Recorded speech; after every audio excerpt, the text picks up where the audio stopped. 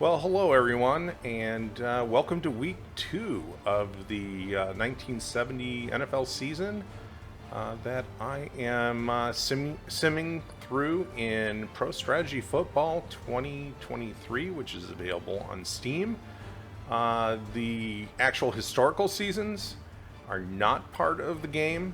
Those are user-created mods that are available for download. Doesn't cost anything. They are free. That you can download and then drop them into the game. So again, we're in 1970. We've completed week 1. And one of the things I want to do with the video is, with this series, is from time to time just kind of share some news, some facts about the 1970 season, maybe even just the year 1970, just to give some context and just add a little bit of flavor and fun to our series here.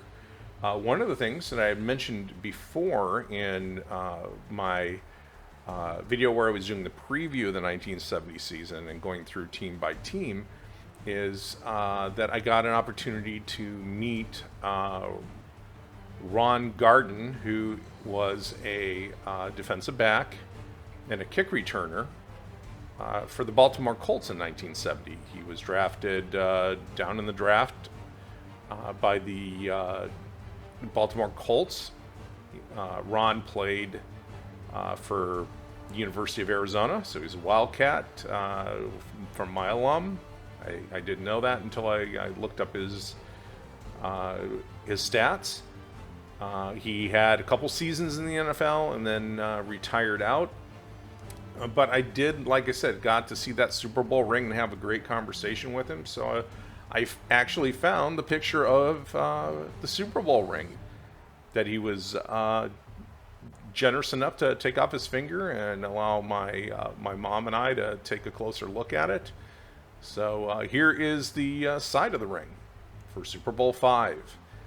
And obviously compared to the monster championship rings that they get for the Super Bowls today, this is pretty subdued. This is looking down at the top of the ring or the face of the ring. So you had a diamond in the middle.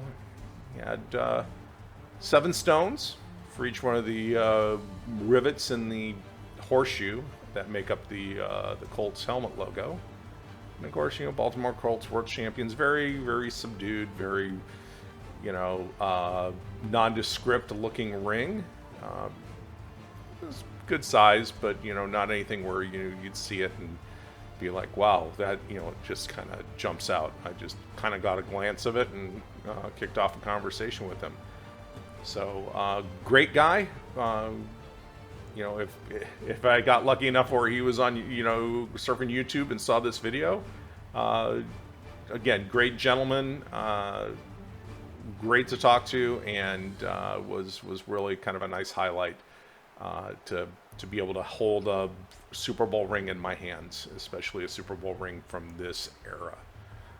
So the other thing is, when I had talked about, in the summary, I made a comment that Carl Garrett of the Boston Patriots was the Rookie of the Year in 1969 in the AFL before the merger. And that I got wrong. He was actually, came in second in the voting. The person that got the number 1 vote was a quarterback named Greg Cook, who played for the Cincinnati Bengals under Paul Brown. And 69 was a good year for the Bengals when it came to rookies, because you had Bill Bergey, linebacker, who won Defensive Player of the Year. You had Greg Cook, Offensive Rookie of the Year. And then Coach of the Year was Paul Brown, who was coaching the Bengals. And so you get to 1970, and you go to Cincinnati, and you're going, oh, okay, well, Rookie of the Year in 69, and he's not anywhere in 1970. What happened to that promising career? Well, it turns out that during a game in 1969, he was tackled and fell awkwardly on his shoulder and suffered significant rotator cuff damage, which back then, sports medicine wasn't what it is today. He continued to play on it, get cortisone shots, and then went in at the end of the season and elected to have surgery. And when they got in there, his shoulder was a mess. I guess he had a partially detached bicep as well. So he was gone, and basically never made it back into the NFL except for a brief comeback attempt 3 years later, which he didn't make it out. I don't think he made it out of camp, or he didn't make it far into the season, which is a shame. That was a very bright career that was ended really just as it was starting. So just a little bit of trivia there on how a quarterback for the Cincinnati Bengals could win Rookie of the Year and then disappear. As soon as he was gone, as quickly as he came into the league. It was a blink and you're gone moment. So since we're here, we'll look at the standings in the Eastern Division of the NFC. New York and Philly they won their games. The rest of the teams in that division lost. Central, Detroit is the only one right now with the winning record. 1 win. The rest of the teams lost. The Western Division, the AFC. Everybody won except for New Orleans. Now looking at the AFC Eastern Division, Miami and the Jets are your two teams with winning records. Pittsburgh in the Central is alone with a winning record at the moment. And then, boy, look at that Western Division. Everybody was a winner on week 1. So that kind of looks in a way kind of what we're thinking about today in 2022, is that AFC West is just going to be a dogfight division with all the teams there currently, which you have Denver, Las Vegas, Kansas City, LA. They're all going to be, all talented teams are going to be fighting for dominance in the West and the AFC in 2022.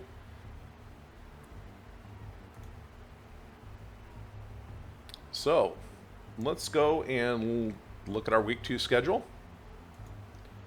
So, starting off, we have Kansas City at Memorial Stadium in Baltimore to play the Colts. The Jets are flying to Harvard and taking on Boston, weather, pouring rain. So that'll be an interesting one. A little chilly and wet. We have LA traveling to War Memorial Stadium in Buffalo to take on the Bills. Philly heading to the friendly confines of Wrigley Field to take on the Bears. New York Giants at Dallas in the old Cotton Bowl. Before Cowboys Stadium, the Cowboys call the Cotton Bowl home. Pittsburgh will be heading to Mile High to take on Denver. We have a Ohio-Michigan battle with Cincinnati going to Detroit to open up Detroit's first home game in Tiger Stadium. Atlanta is heading up north to Green Bay. Hopefully Green Bay can get on track. Miami is going under the Astrodome to play Houston. The Saints have the unenviable task of taking on the Purple People Eaters in Metropolitan Stadium in Minnesota. Oakland and San Diego, interdivision game in San Diego. Looks like the weather's going to be good there. The Browns head out to San Francisco to play the 49ers. And the Redskins at St. Louis to take on the Cardinals in Busch Stadium. So we'll move up here and I will sim the games. And just like we did before, I'm going to reveal them. We'll just do the highlights. I'll see the plays and the score same time as you do. And I'll have some commentary to go along with it. So let's look at our first game. The Chiefs playing the Baltimore Colts in Memorial Stadium. All right, so 13:53 in the first quarter. Fumble. Oh, Jack Maitland fumbles the ball over to Kansas City. 11:42, 4th and goal. Stenerud punches it in. It's good. Glad to see you could get some footing on the baseball diamond out there. 8:13 left in the first quarter. Unitas back to pass. Hits Eddie Hinton for the touchdown.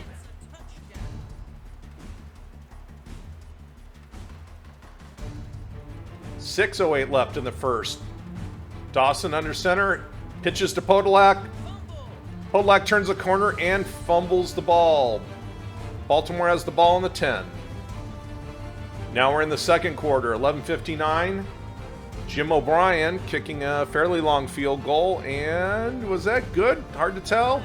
Oh, it was wide left. All right. End of the second quarter. Unitas hits Roy Jefferson in the end zone. Touchdown, Baltimore. Extra point good. We're now at the end of the second quarter. Final seconds. Unitas back to pass. He's looking. Oh, he fires that down. It looks like he's got some guys. Oh, and he barely missed Eddie Hinton in the end zone. Now we're on to the third quarter. Or the fourth, actually. Nothing happened in the third, but fourth quarter, Kansas City gets into the end zone. Pass from Dawson to Arbanis. 4:58 left in the fourth. Podolak gets the first down to keep things rolling for the Chiefs. They're down there. They're getting close. Dawson back to pass. Hits Otis Taylor in the end zone near the upright. And if you notice, back in the 70s, the upright was actually near the front of the end zone. 2:24 left. Unitas, does he have any magic left in that arm? He sure does. Unitas to Mackey. 22 yards, touchdown, Baltimore. Extra point, good. Dawson, here's his chance. Marching the Chiefs downfield. And misses Podolak. That was a 4th and 10. So it looks like the Colts get the ball, drive, and stall out, but we might get an O'Brien field goal, and that looks wide left. So no, a missed field goal by O'Brien in the last minute and a half. Lenny Dawson under center. Minute 14 left. And the drive ends. Tommy Maxwell picks off Len Dawson. Has it on the Kansas City 27. And the game is over. Unitas takes a knee. Baltimore beats Kansas City 21-17. Johnny Unitas is our MVP. So let's look at the game stats.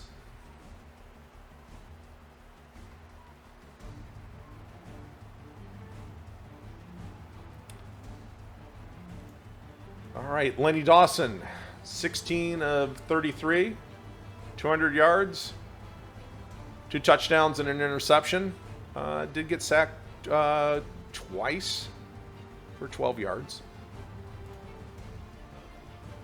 Looking at Kansas City's individual rushing numbers, Ed Podolak had a good day, 20 rushes, 106 yards. He did have that one fumble that went to Baltimore. Receiving. Well, we have Otis Taylor was busy with 6 catches. Lou Porter only had 2, but for 64 yards. Touchdowns to Taylor and Urbanus. Here's your total offense numbers for the Kansas City Chiefs.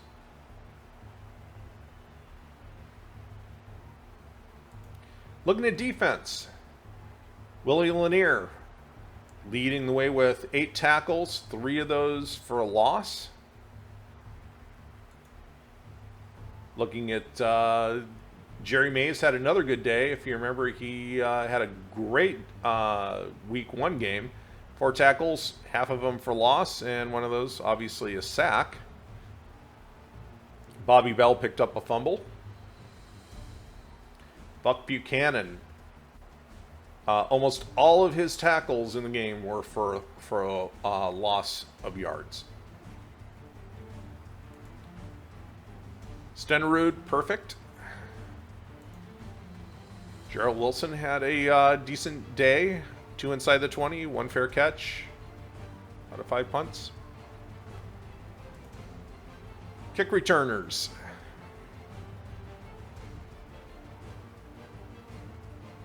Podolak got in there for at least 1 return for 17 yards to add to his overall game today. Punt return, Podolak again, but only a yard. Now let's look at Baltimore. Johnny Yu as the MVP of the game, 19 of 27, 70% completion rate, 225 yards, 3 TDs, no interceptions. He only got sacked once for 13 yards. Solid game for the veteran Johnny Unitas. Looking at the rushing game for Baltimore, well, not much going on here. Looks like everything that Baltimore got going was in the air, so let's look at those receiving numbers. Yep. Between Hinton and Mackey, with Roy Jefferson mixed in there, he did get a touchdown. Looks like, Hinton had a great day with 5 catches, 109 yards, and a touchdown. Mackey is tight end, 72 yards and a touchdown, and Roy Jefferson, 47 and a touchdown. Here's your total offense numbers.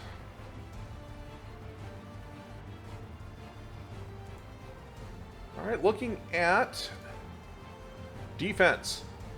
Mike Curtis, the aggressive, tough as nails, meanest man in the NFL, middle linebacker for the Baltimore Colts. 8 tackles that for the game, leading the team. Miller, Logan were busy as well. Maxwell got the interception. And Roy Hilton showed up, 5 tackles, 2 of them for loss, 2 sacks. Jim O'Brien missed 2 field goals, but hit his extra points. Lee had a decent game, 2 inside the 20. And the aforementioned Ron Gardin had a 24-yard, was his longest return. Averaged 23.5 on 2 returns. Jim Duncan got in 1 return for 38 yards on kicks.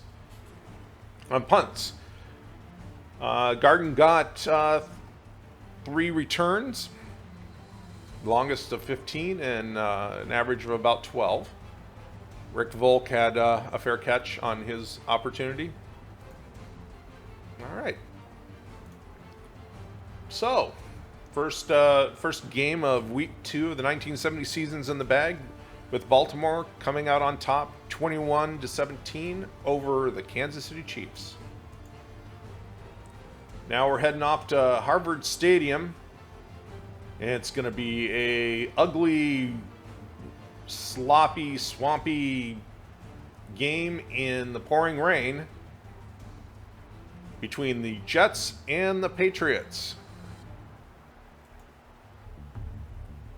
All right, with 3:26 in the first, Namath goes back to pass, almost sacked, sidestepped, and hit Maynard in the end zone. Touchdown, New York Jets.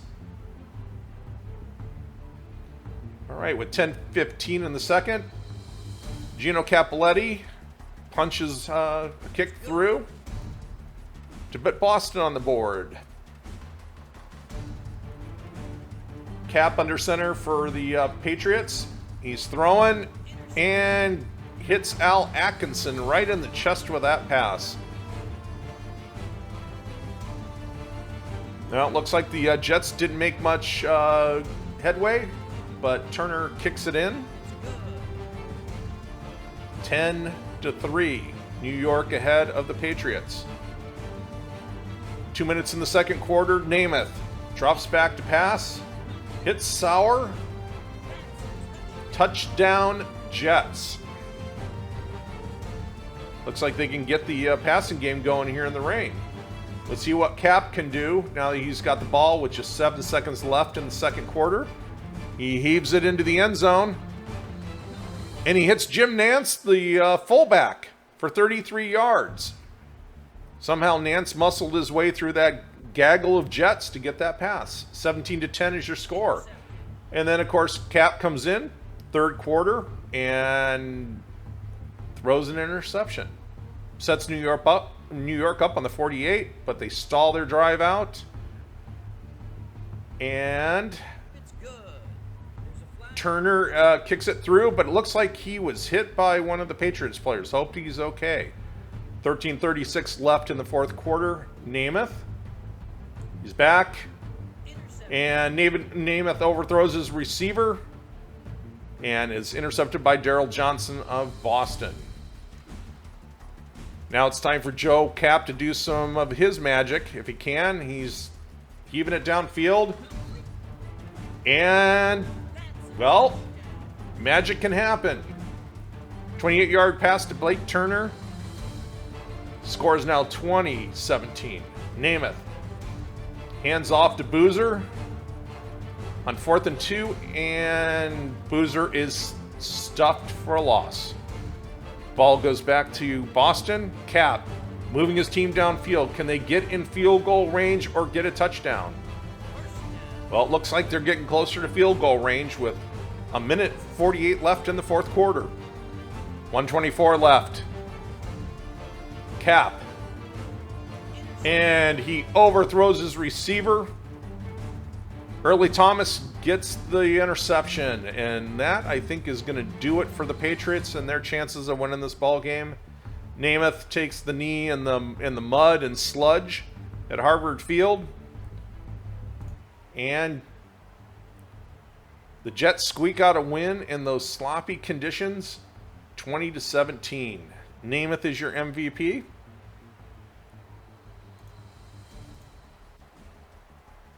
And looking at the stats, even though it was a close game, you can kind of see here with the purple numbers is New York did dominate a little bit more. I notice it here too. One interception for the Jets. Cap turned the ball over 3 times. Some of those were converted into points. Let's look at our New York Football Jets. Namath was 10-19, 212 yards, 2 touchdowns, an interception. He was sacked 3 times for 20 yards. And looking at rushing here, Knock had the most yardage. Emerson Boozer, 37 yards, but it just looks like nothing was really going on for the Jets in the ground game. Could have been the weather conditions, getting poor footing, sliding around. Their longest runs were below 10 yards. Looking at New York's receiving numbers. Once again, George Sauer is your top receiver with catches and yards. He also had another touchdown. Don Maynard chipped in 2 catches for 39 yards and a touchdown. Total offense numbers for the Jets.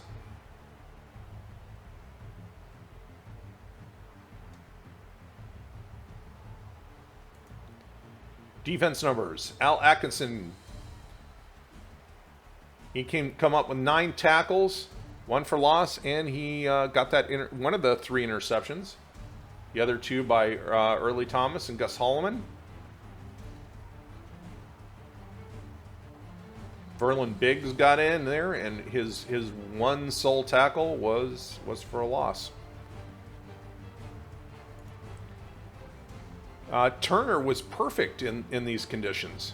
And remember, too, with the exception of a few guys, I'm thinking more of Jan Stenerud and Pete Gogolak, the majority of the kickers in 1970 were straight-on kickers. They had a special kicking shoe, which had a square toe.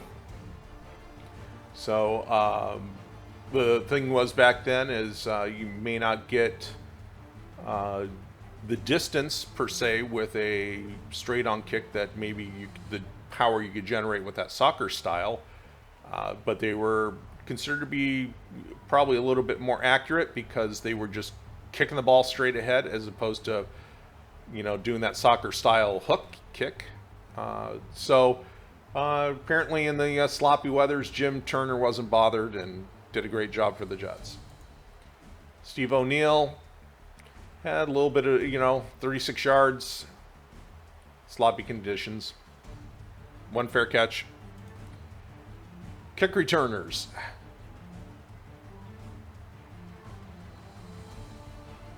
And your punt returners.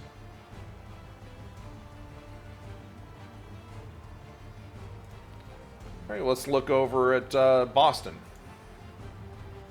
And Joe Kapp, 18 of 37, 216 yards, 2 TDs, 3 interceptions, 1 sack for 8 yards. Jim Nantz, well, in these conditions, again, looking here, he rumbled for 47 yards in really sloppy conditions on a Harvard field. Carl Garrett only got 12. As you can see, and you compare these with the Jet numbers, it just looks like they just couldn't get much going on the ground, either team, in those conditions. Sellers, top receiver for Boston.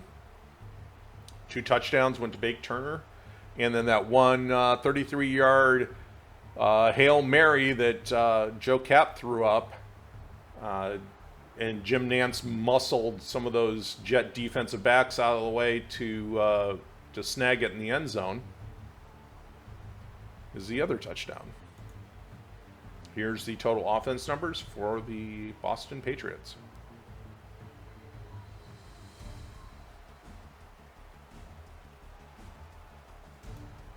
Defense. Philpott with 9 tackles.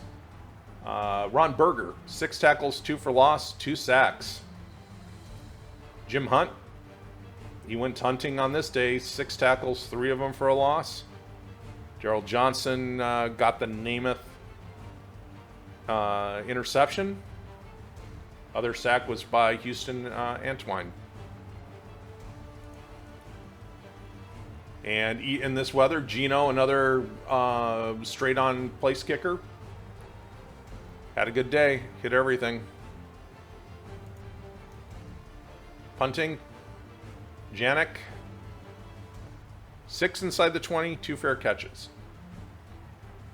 So he did a good job. Not great on distance, but got the ball where it needed to go, and looks like New York didn't get much in the way of returns off of him, which I think their stats showed. All right, kick returns. Carl Garrett had a 28-yard return. That was the longest of the day for the Patriots. Garrett with 11 on punt returns. So that will wrap up the Jets-Patriots game.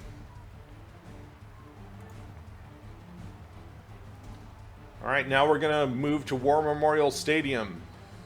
The Rams against the Buffalo Bills. And we're starting at 2:23 left in the first quarter. Gabriel back to pass. Hits Wendell Tucker. Touchdown, Los Angeles Rams. 28-yard toss from Gabriel to Tucker. Dennis Shaw, young quarterback for the Buffalo Bills, and he showed up by tossing an interception to Ed Meador. 1:54 left in the second quarter. Bills are driving. Shaw hits Haven Moses in the end zone. 15-yard touchdown pass, Shaw to Moses. 12 seconds left in the second quarter. Bills have the ball back again. Shaw's looking, avoids the sack, throws the ball downfield, and hits Glenn Alexander for 49 yards on a Hail Mary pass. 50 seconds left in the third. Wide left for the Rams.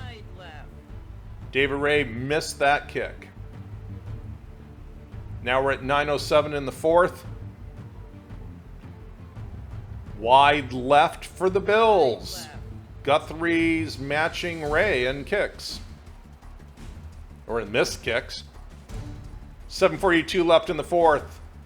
Les Josephson gets the ball, goes up the middle, and fumbles. Chandler runs it back to the 13. Shaw drops back. Hits Haven Moses. Touchdown, Buffalo Bills. They've taken the lead. 3:26 left in the fourth quarter. Roman Gabriel's marching them down.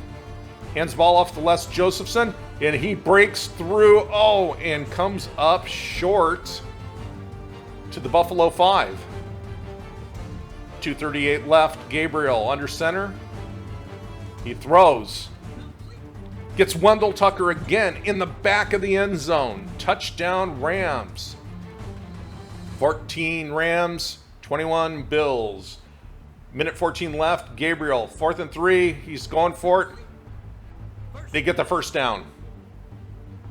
Another pass to Wendell Tucker. Gabriel, 35 seconds left. He throws. Picked off by Butch Bird, excuse me. And that is going to be it for the Rams. Buffalo 21, Los Angeles 14. War Memorial Stadium was not a good place for the Rams. Dennis Shaw is your MVP. And Dennis Shaw will actually, as a preview, he is going to get Rookie of the Year in 70.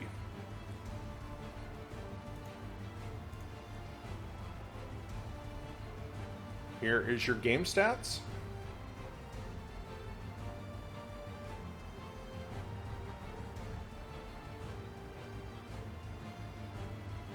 All right, let's see about the Rams here. Roman Gabriel, 21 of 45, 246 yards, 2 TDs and an interception. Leading rusher for the Los Angeles Rams, Minnesota native Les Josephson, 74 yards on 15 carries. He did have that fumble that was recovered by Buffalo. Receiving, Jack Snow again topping the receiving numbers for the Rams. 6 catches, 95 yards. Wendell Tucker, big game for Wendell Tucker. 5 catches, 60 yards, 2 touchdowns. Here's your overall total offensive numbers for the Los Angeles Rams.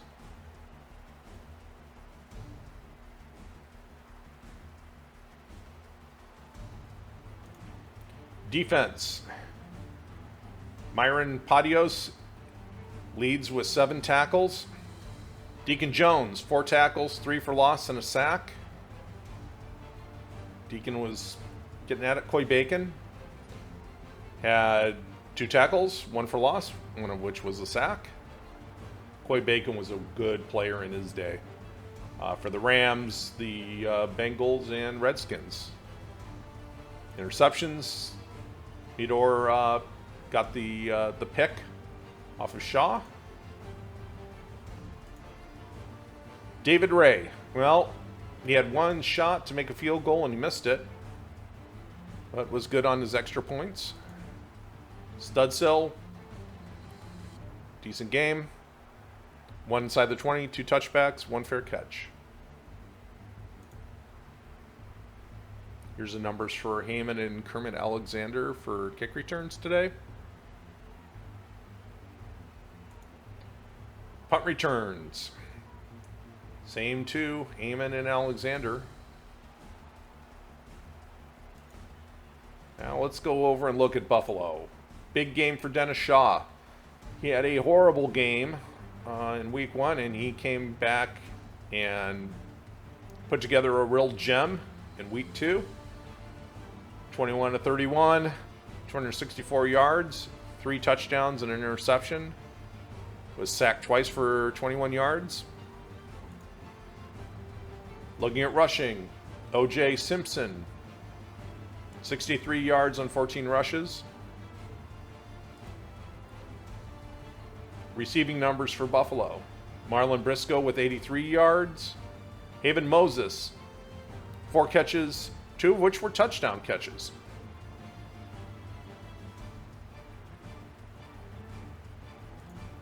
Total offense numbers for the Buffalo Bills.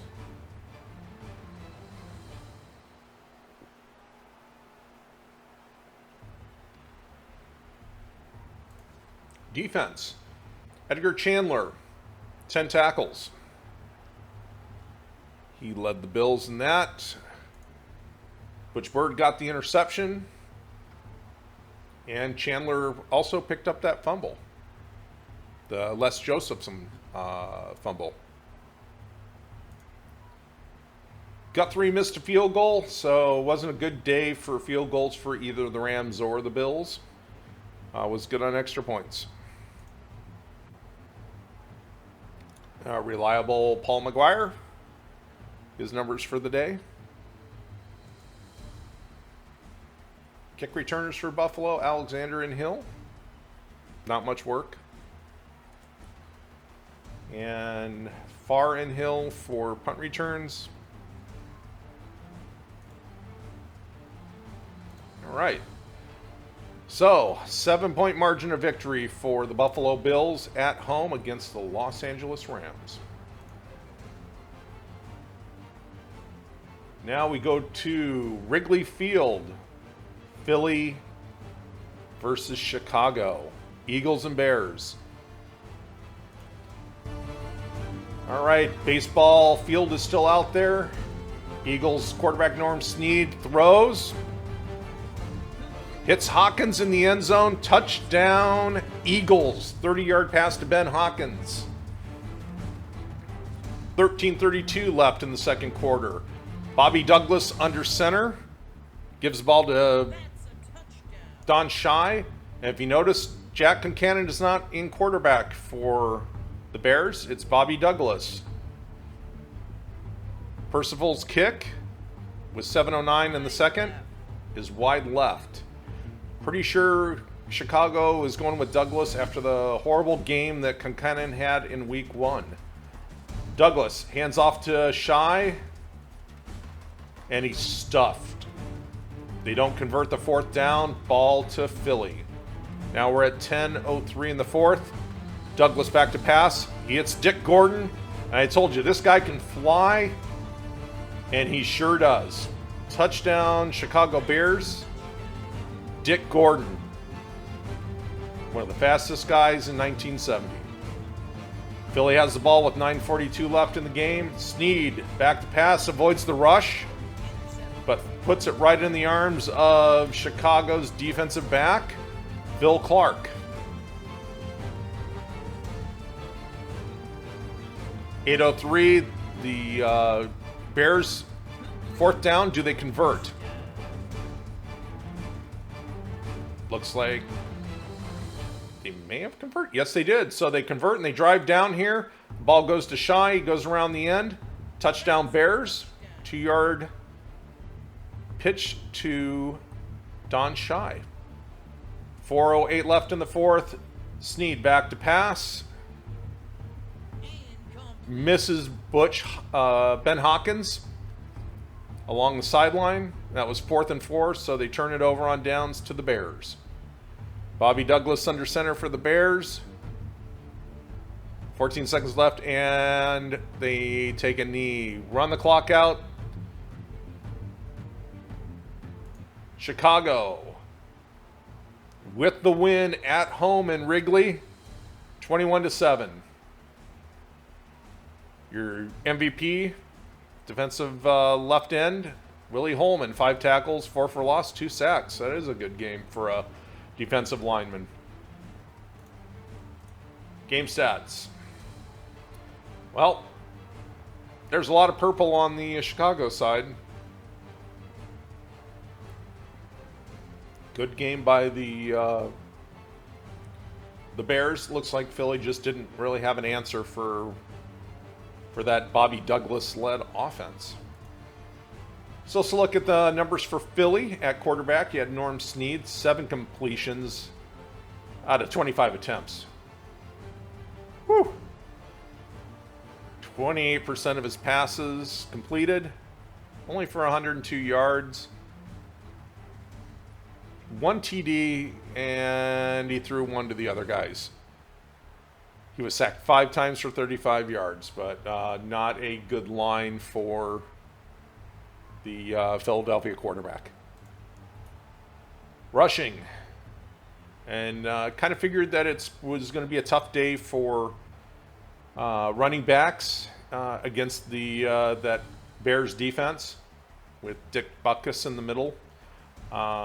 Pinder, 12 rushes for 39 yards. Woodschnick, 44 yards on 10 rushes. Receiving, Ben Hawkins had the big day. 60 yards and a touchdown. Here's your total offense numbers for the Philadelphia Eagles.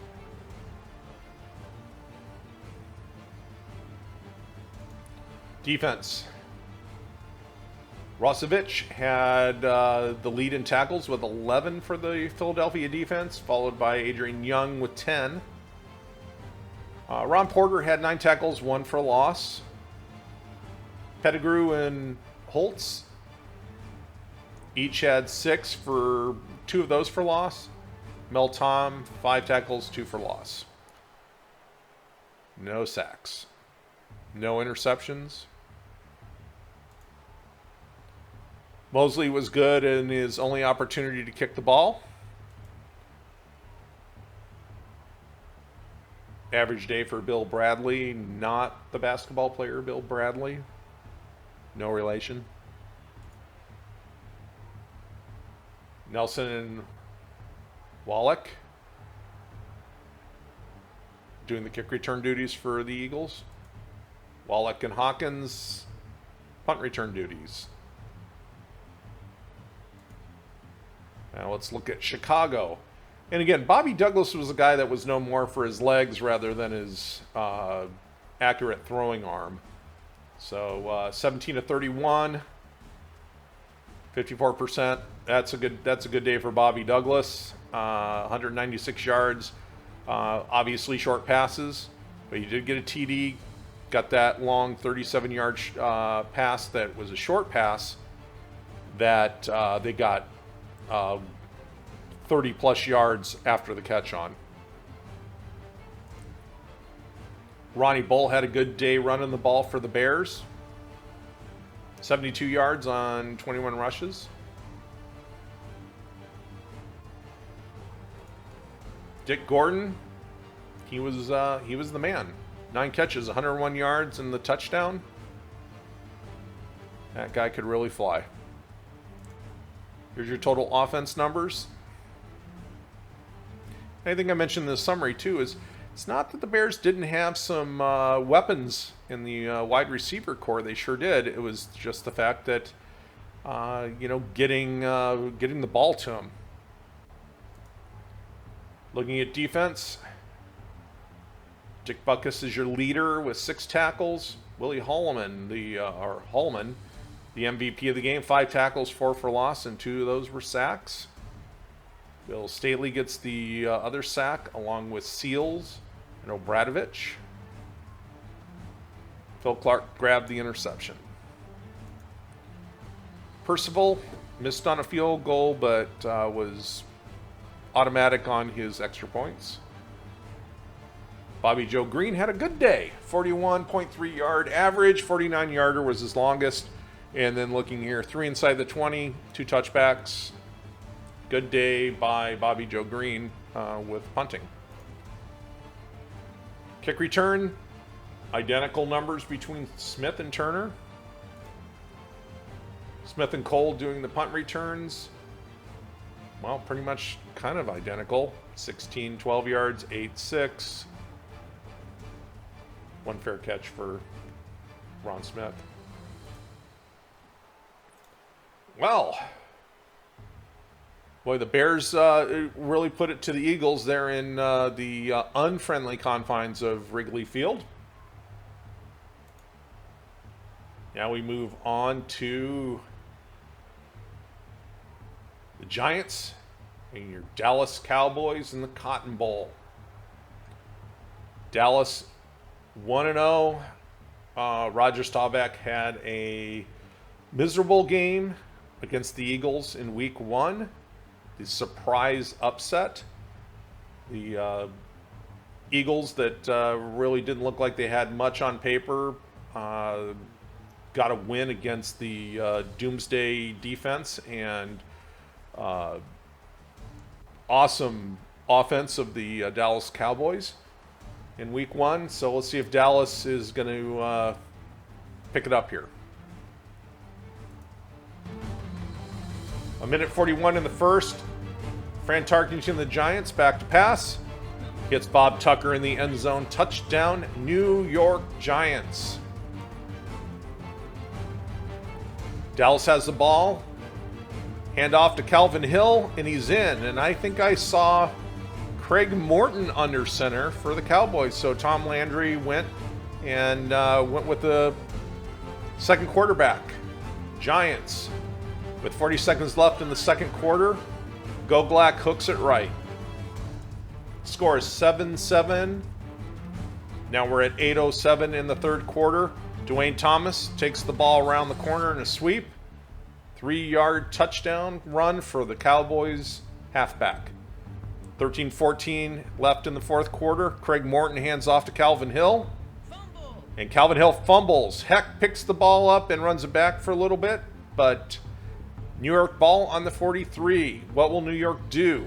Well, doesn't look like they did anything.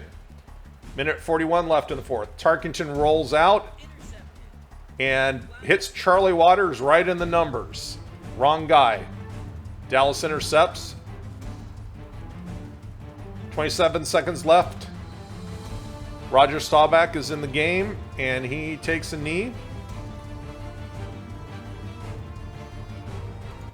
Dallas gets back on track. 14-7. It wasn't pretty, but they got it done. Your MVP, Dwayne Thomas, 22 rushes, 108 yards.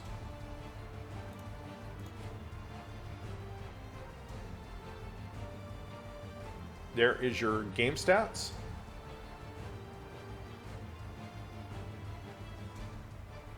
Now let's look at our numbers here for the New York Football Giants. Vance Tarkenton's day, 14 of 24, 58% completion rate, 157 yards, 1 TD, 1 interception, where he hit Charlie Waters right in the numbers. Rushing. Doomsday looks like it put the boom on the New York rushing attack. Receiving. Well, looks like Doomsday defense, their defensive backfield, put the squeeze on the Giants receivers as well. They had that one TD by Tucker.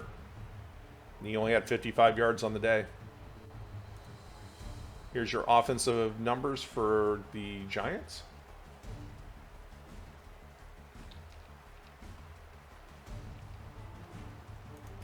Defense. Willie Williams, cornerback, 10 tackles. Hazeltine, 9 tackles, 2 for loss. Kanicki, 5 tackles, 2 for loss. And then you have Johnny Douglas down here. 3 tackles and all of them were for loss. No sacks. He had that 1 fumble recovery by Heck. And Gogolak, normally really consistent. He missed that field goal. Was really kind of surprised to see that he hooked it. He was good on extra points. Bill Johnson, good day kicking the ball. 2 in the inside the 20, 3 touchbacks, 1 fair catch. Duhan and Shai. Shai didn't get any work, but Duhan got in a 26-yard kick return. And it looked like much happened here on punt returns with either Duhan or Spider Lockhart. All right, let's look at Dallas. Craig Morton, 4 of 11, 36%, 55 yards. Wow. Gosh, yeah. That I kind of like, wow. That is that's an interesting line to say the least. I don't know if Tom Landry's any more happy with Craig Morton's performance as he was Roger Staubach's in week 1. Dwayne Thomas, of course, the MVP of the game with 108 yards on 22 rushes and a touchdown. Calvin Hill had a good game, except for he coughed the fumble up to the Giants. Receiving. Well, you saw Craig Morton's numbers, and you knew this was going to be ugly. The only 2 guys that got the ball through the air were Hayes and Redsel, and neither one of them got very much at all. Tom Landry has got to be kind of thinking, what do I got to do here to get a quarterback that'll perform? Here's your total offense numbers for the Cowboys.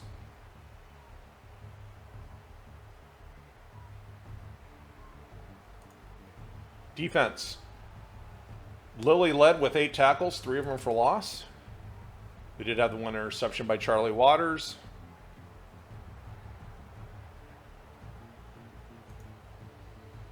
And Clark, only kicking duties that he had that were just the extra points, which he was good on.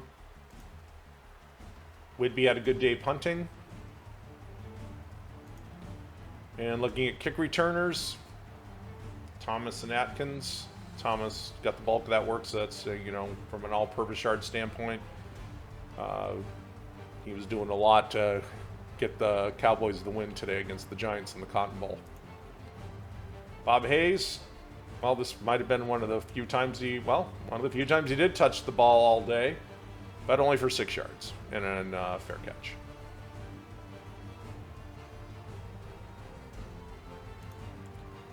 All right. So Dallas squeaks by the Giants in the Cotton Bowl and leaves Tom Landry frustrated on his quarterback situation. Staubach failed in week 1, and Morton had his opportunity, and, well, I think he did worse than Staubach. Okay, now we're moving off to Mile High Stadium to watch the Pittsburgh Steelers take on the Denver Broncos. If you remember, in week 1, Denver's offense was lots of Floyd Little. Let's see if Denver can get anything going through the air. And Terry Bradshaw had a pretty good game, so I'm going to think Chuck Noll's going to go with Terry Bradshaw under center for the Steelers. All right, 4:02 in the first quarter. Preston Pearson breaks away, has a great game, and fumbles the ball. Oh ho ho. All right, 13:41 in the second quarter. Liske throws it right to Jerry Hildebrand. So they're just giving the ball to one another. Gene Mingo comes in with seconds left in the second quarter. And goes wide right.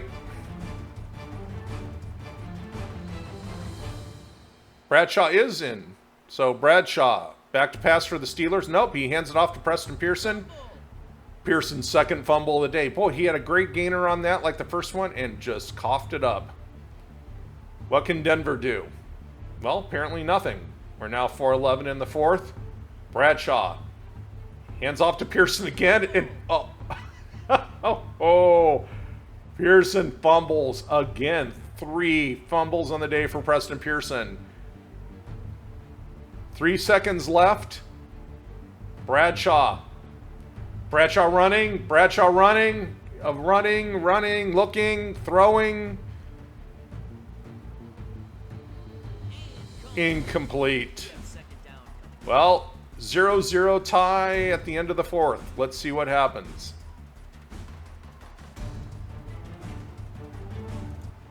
Nothing. They play to a 0-0 tie. I don't even think I want to look at the numbers for this game. Jerry Hildebrand, welcome to being the MVP of a game where neither team could score. Stats. I mean, they're pretty close. I mean, well, for a 0-0 game, it's... Yep.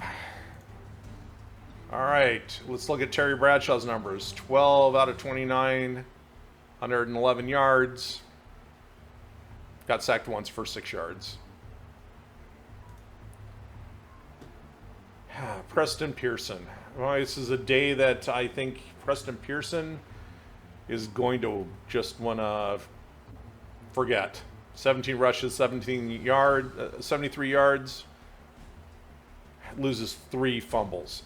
I just cannot understand how Denver did not capitalize on 3 fumbles like that. Here's your passing numbers, or receiving numbers. Shanklin with 53 yards. Here's the anemic offensive numbers of your Pittsburgh Steelers, who managed a 0-0 tie with Denver. Defense. Andy Russell, 10 tackles. Mean Joe Green, 5 tackles, 3 of them for loss. The veteran Chuck Hinton, 4 tackles, 2 for loss. Jerry Hildebrand got the interception. Mingo, if only he would have hit. Bobby Walden got a lot of work, had a good day. That mile-high atmosphere seems to have helped his kicking numbers. 4 inside the 20, 2 touchbacks, 1 fair catch. No kick return yards for either Blunt or Staggers. Punt returns, not much here either. Okay, let's look at numbers for Pete Liske and the Denver Broncos. 16 to 35, 110 yards. It looks kind of like Terry Bradshaw's numbers, except for the interception. Just I couldn't get it going. Let's see with Floyd Little.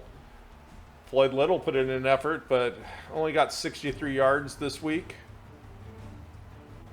That front four of and linebacking core of Pittsburgh going to be tough to run on, and it looks like it sure was.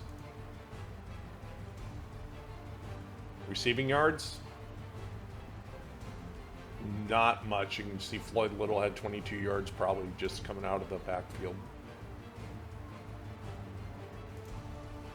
Here's your, I'm using air quotations at this time, offensive numbers for Denver.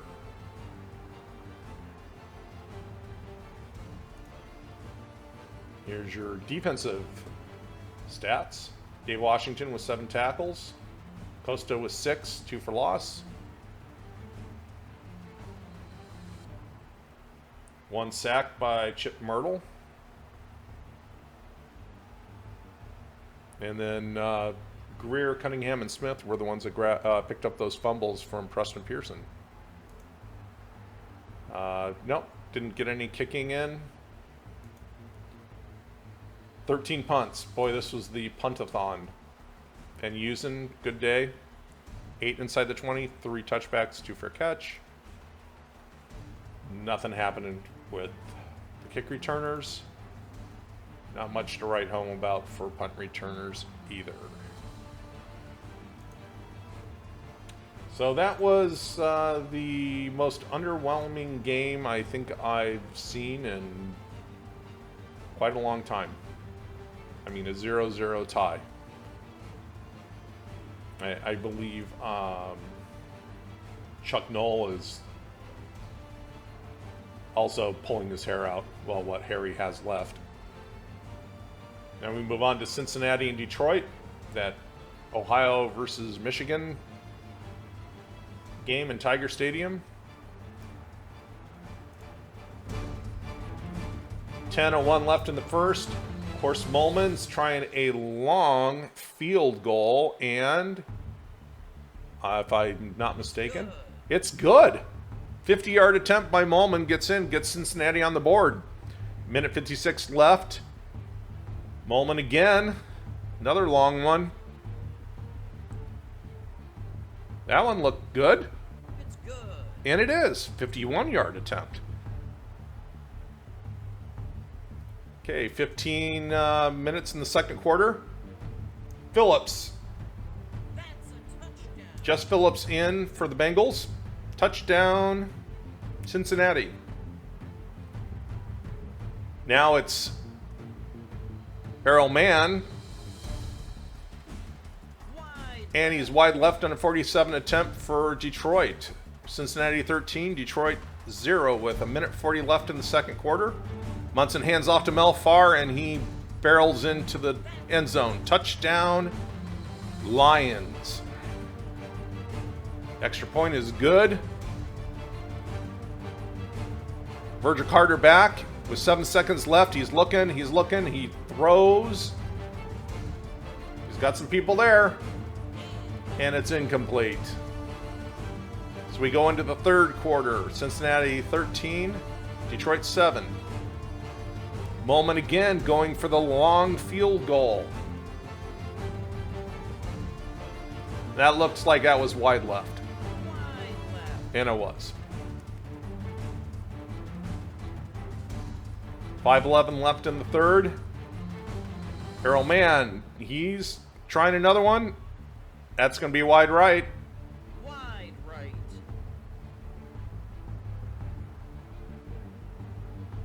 14-13 in the fourth quarter. Errol Mann again. And that one looked good. It's good. 47 yards by Errol Mann. 13-10 Detroit with 8:37 left. 4th and 3. Molman again. Wide left. And he misses it left. Just barely over that left upright. 2 minutes left in the fourth. They pull the fake field goal. Landry tries to get it to Charlie Sanders. Incomplete. And that will be your ball game. Virgil Carter will take the knee. And Cincinnati goes into Tiger Stadium. It beats the Lions 13-10. Ron Carpenter of the Bengals, 4 tackles, 3 for loss, 3 sacks is your MVP. Boy, a lot of low-scoring games this week 2. Okay. Munson's numbers, not much to write home about. Those are almost Craig Morton-esque numbers, or heck, I would even say those are Terry Bradshaw, Pete Liske numbers. Alty Taylor had 106 yards on the ground. Mel Farr had 99 and a touchdown. Great 1-2 punch you're seeing there. He just came up short. Lots of missed field goals. McCulloch with 43 yards. Here's your total offense for the Detroit Lions.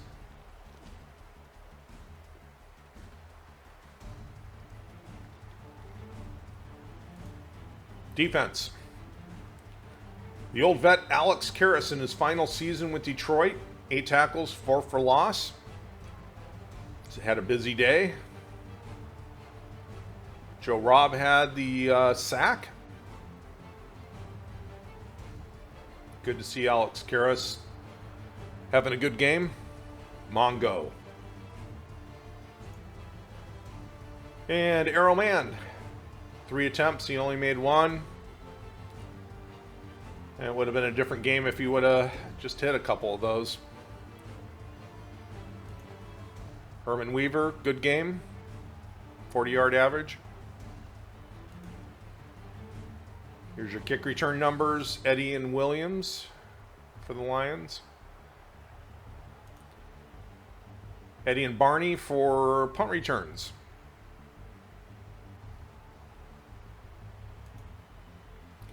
Now let's go over and look at Cincinnati. Virgil Carter, 8 of 20, 69 yards. No touchdowns, no interceptions, 1 sack for 6 yards. Boy, it's not a day to be a quarterback, apparently, in week 2 of the 1970 replay season here. Virgil Carter was the top rusher for the Bengals, so he was something of the two-way threat today. Jess Phillips with the touchdown. Speedy Thomas had 48 yards receiving.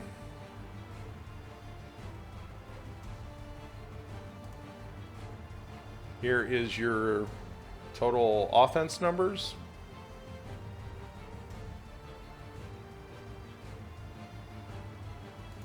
Defense. Beaucamp and Berge both had big games. 9 tackles, 1 for loss, 2 for loss for Berge. Mike Reed, of course, good game. 8 tackles, 3 for loss, and a sack. Ron Carpenter, here's our guy. 4 tackles, 3 for loss, and all of them were sacks. He really got after Bill Munson today. Molman had a better day than Arrowman.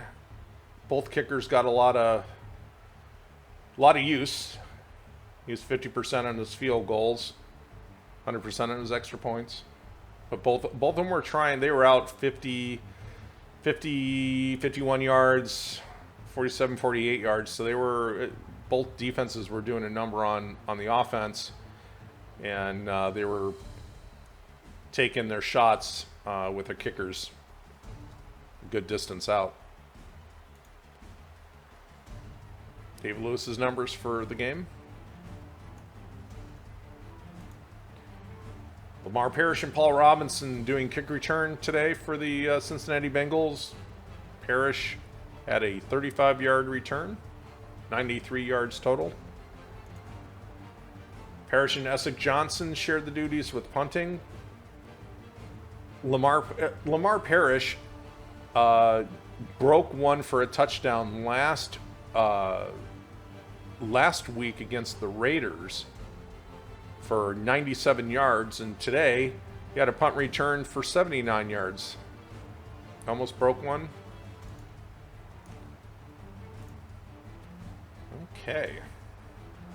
Lots of tight struggles today between teams. We're not seeing any blowouts. If you count the Bears game as a blowout. Otherwise, everything's been really close. All right. Now we're at Lambeau. Falcons against the Packers. Packers had a poor showing on week 1. Atlanta looked great. Let's see what happens here in Lambeau Field. 6:71 left in the first, 4th and 2. Bob Berry's back to pass. They get the first down. Quick pass to Jim Mitchell. Berry under center for Falcons. He's back. He looks. Gets flatly in the corner. Touchdown, Atlanta. Extra point is good. With 28 seconds left in the first quarter. Berry throws, overthrows, and Hart intercepts for the Packers. 16 left in the second quarter. And Dale Livingston's kick is wide left. Pack come away empty. 2:57 left in the second quarter. Berry hits Brunson. 19 yards. They're down to the Green Bay 13. Nothing came of that. Green Bay has the ball with 11 seconds left in the second quarter. Bart Starr back. Avoids the rush. Hits Donnie Anderson, one of the Gold Dust twins, in the end zone. 7 yards, touchdown, Pack. Extra point is good. 4:33 in the fourth. Bart Starr under center. He hands it to Travis Williams. Williams is in on the Packers sweep. 10-yard gain. Pack up 14-7. Minute 20 left. Berry knocking on the door with the Falcons. He avoids the rush. He gets the first down and gets out of bounds. Didn't know Berry had the moves to avoid that rush. 3rd and 4 now. Hits Brunson again, and he is in the end zone. Touchdown, Bob Berry to Mike Brunson for 9 yards. Extra point is good. 14-14, 15 seconds left. Is it good? It is!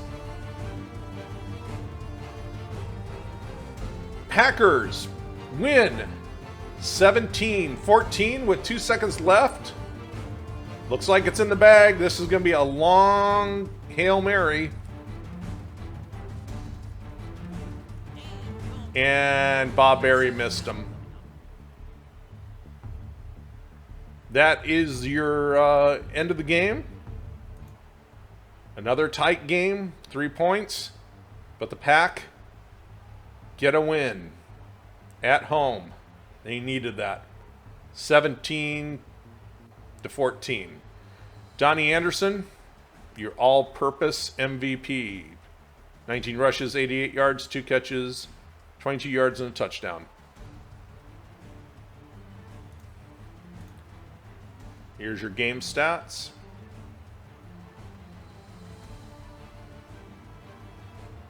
No sacks. Atlanta didn't give up a sack.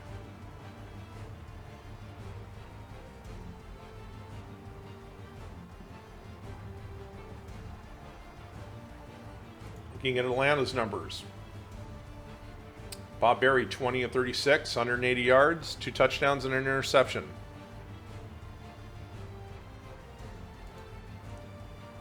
Rushing.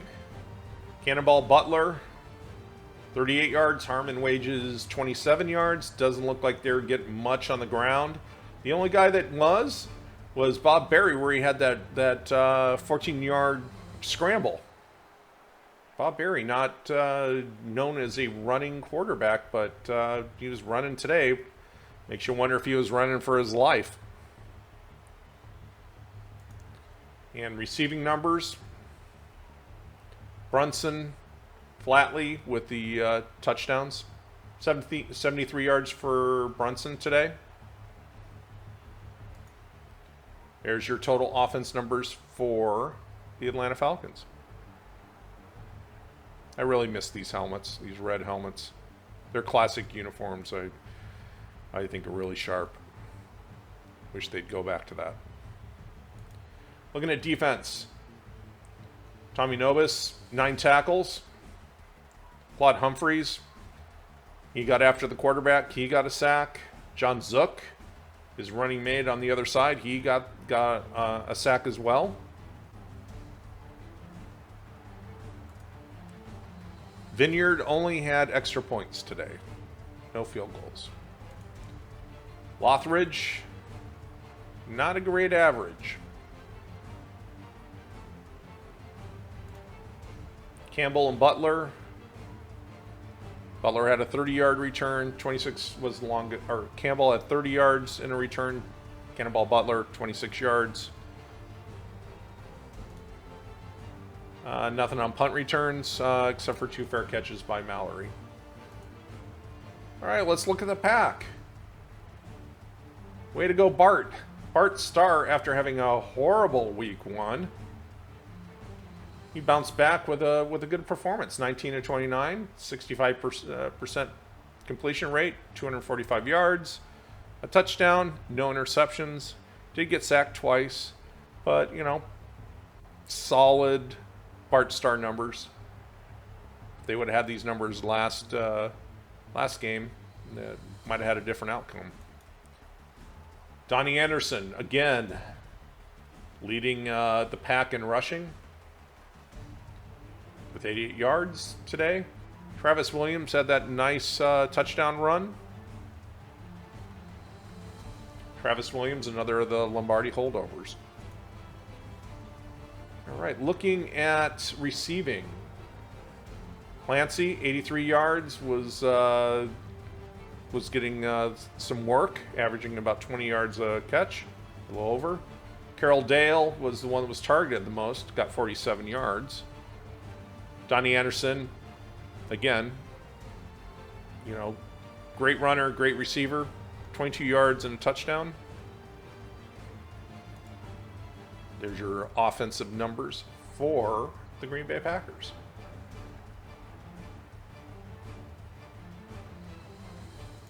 Defense. The veteran Ray Nitschke comes up with 9 tackles, 1 for loss. Lionel Aldridge also got into the act. 3 tackles, 2 of them for loss. 1 interception by Doug Hart, who also got an interception, I think, in week 1. Fred Carr, busy day as well, but not as busy as he had on week 1. He was in double-digit tackles. Livingston, well, he missed that 1 field goal, but got his extra points. Donnie Anderson, he can run the ball, catch the ball, and he can punt the ball. 42-yard, almost 43-yard average. Longest is 48. 2 inside the 20, 3 touchback, 2 fair catch. Great punting line. What a player. Can only imagine what a player like this in today's NFL, who can run, catch, and punt. I mean, that would be something to see in today's game. Krause and Ken Ellis with kick returns. Krause had a 33-yard return. Punt return, not much going on the punt return with Willie Wood and Ken Ellis. Well, good to see the Pack get on the winning side of the ledger. Has to be a disappointing game for the Falcons. They could have won that one, just came up short. Now we move on. Miami playing in the Astrodome in Houston. Miami had that thrilling game where against Boston, where both of them scored 30 points. Miami came out ahead. It kind of reminded me of the Miami-Baltimore game this weekend in the 2022 season, where, if you remember, Boston was up by a couple touchdowns, and Miami came roaring back late in the game to tie it and eventually win it. And I would have to look, but Bob Greasy had a heck of a day. Not a game like Tua had with 6 touchdowns, but it was still a big game. So, but I was just thinking that kind of reminded how that game went back and forth on week 1 in the 1970 replay. Was similar in many ways to the Miami-Baltimore game. All right, so let's look at the highlights for Miami and Houston. In the Dome, Charlie Johnson hands off to Joe Dawkins, and he's in. 8-yard touchdown against the no-name defense. The extra point is good. 12:27 left in the second quarter. Charlie Johnson back to pass, and Dick Anderson, he hauls that one in for the interception. 9:50 left in the second. Charlie Johnson hands off to Joe. Oh, and he fumbles. Joe Dawkins fumbles the ball. Miami's ball at the 36 with time on the clock. Miami drives, but it stalls. Garo Yepremian. 3 points for the Dolphins on the foot of Garo Yepremian. Houston 7, Miami 3. And Tim Foley picks off Charlie Johnson shortly after the Dolphins kick it away to the Oilers. They don't get anywhere, and Garo's called in again to kick a field goal, and he does. Miami 6, Houston 7. 32 seconds left in the second quarter. Charlie Johnson drives the Oilers down, and he's got Charlie Joyner. Touchdown, Houston. Wow. Charlie Johnson is slinging it today. 9:30 in the third quarter. Johnson again back to pass for the Oilers. And he's got Jerry Levias. And when he gets his hand on the ball, he is off to the races. Levias 25 yards from Johnson. 21-6. Houston over Miami. Johnson again. Oh, on a fourth down conversion, he just missed Levias for the first down. Ball is turned over. Miami can't do anything with it. Joe Dawkins again. And he fumbles the ball. Oh, dear. Well, 5:11 left in the fourth. It looks like Miami didn't do anything with that turnover.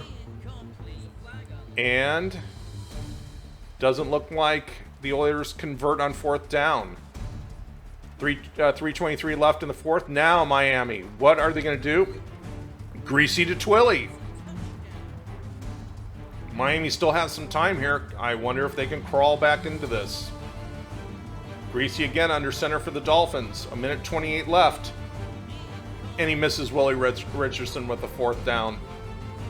I think that's going to seal this game away for the Houston Oilers. And it will. That is an upset.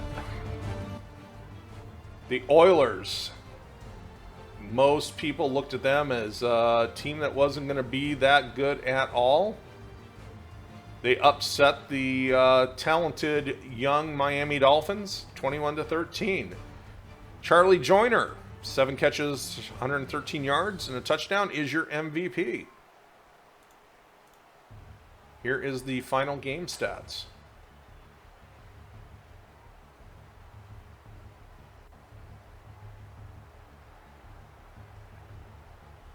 Let's look at Miami. Bob Greasy, 11 out of 37. Not even 30%. 129 yards. 1 TD.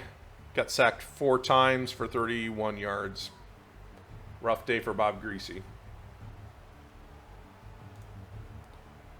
Rushing. Yeah, with the Miami backfield of Kick, Zonka, and Mercury Morris, you just don't see numbers like this. What happened is they got down and Greasy had to sling it, and that short-circuited that running game. That's hard to see Larry Zonka with only 18 yards, let alone 6 carries. Jim Kick only 7 carries, 10 yards. That tells you everything you need to know about this game. It put them they were in a hole, and they were trying to pass their way out of it. Twilly, 6 catches, 81 yards, and that touchdown. So he was top receiver again. Last week he had the hot hand with Greasy. Warfield only was targeted twice. He got 2 catches, were only 14 yards.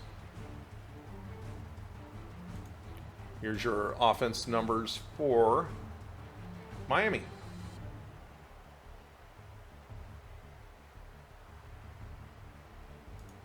Defense, Bonacani, 10 tackles, 1 for loss. He was a busy man. Curtis Johnson was 7, 1 for loss. Manny Fernandez had another good game, 6 tackles, 2 of them for loss. He also had a sack. Doug Swift got into the sack game, 5 tackles, 2 loss, and he had the sack.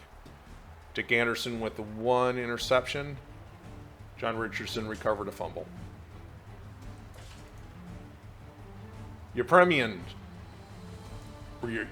was pretty much the offense. Seipel's punting numbers: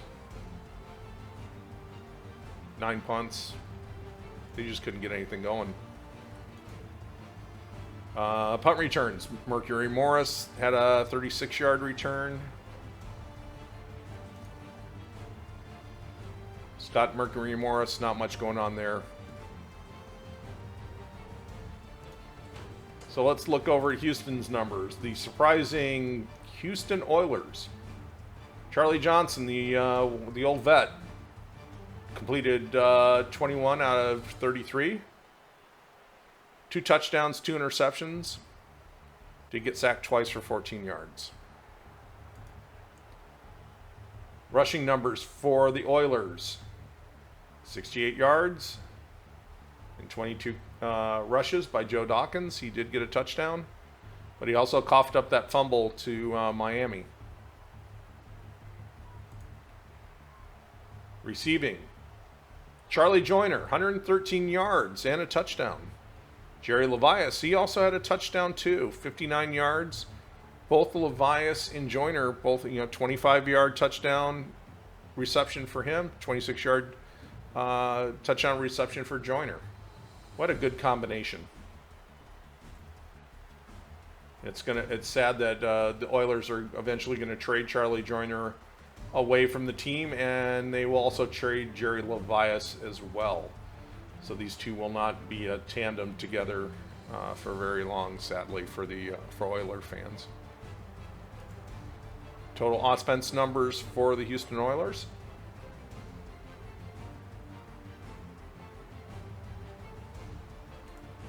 defense, George Webster, again, excellent performance. 7 tackles, 1 for loss, and a sack. Elvin Bethea starting to flex his muscles. 4 tackles, 3 for loss, and 2 sacks. Holmes had a sack. But yeah, Webster and Bethea. That's, like I said, George Webster's a beast. So's Elvin Bethea. Jarella, no field goal attempts, but he nailed all of his extra points. Spike Jones, decent punting day for him. Kick returns, well, nothing.